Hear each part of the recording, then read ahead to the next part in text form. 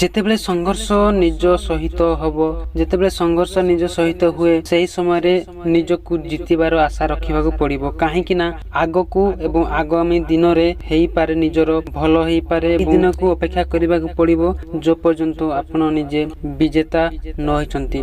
ଏବଂ ଏତିକି କହିବି, ଆପଣମାନେ ଯେତେବେଳେ ବି କୌଣସି ଅସୁବିଧାର ସମ୍ମୁଖୀନ ହେବେ, ସବୁବେଳେ ଜିତିବାର ଆଶା ହିଁ ରଖିଥିବେ, ତେବେ ଯାଇ ଆପଣମାନେ ସମସ୍ତେ ଆଗକୁ ଯାଇପାରିବେ। ଯେତେବେଳେ ଆମର ଆପଣଙ୍କର ପରିବାର ହଉ କି ଆପଣଙ୍କର ସାଙ୍ଗସାଥି ମାନଙ୍କ ସହିତ ଝଗଡ଼ା ହେଇଯାଉଛି, ସେହି ସମୟରେ ଆମର ମୁଣ୍ଡକୁ ଟିକେ ନୁଆଇଁ ଦେବାକୁ ପଡ଼ିବ। କାହିଁକି ନା ଆଗାମୀ ଦିନରେ ହେଇପାରେ ଆମର ସେହି ମୁହୂର୍ତ୍ତ କାମରେ ବାଜିବ, ଯୋଉଟା କି ଆପଣମାନଙ୍କର ନିଜର ସ୍ୱପ୍ନକୁ ଆଗେଇ ନେବ।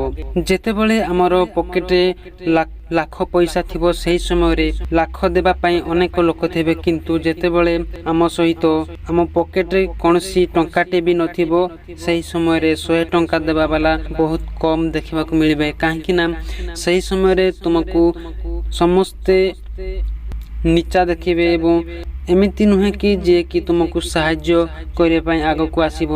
ତେଣୁ ସବୁବେଳେ ଏମିତି କାମ କିଛି କରିଯାଆନ୍ତୁ ଯୋଉଟା କି ଆପଣମାନଙ୍କର ଆଗାମୀ ଦିନରେ ଲୋକମାନେ ସାହାଯ୍ୟ ପାଇଁ ଆଗକୁ ହାତ ବଢ଼େଇ ପାରିବେ।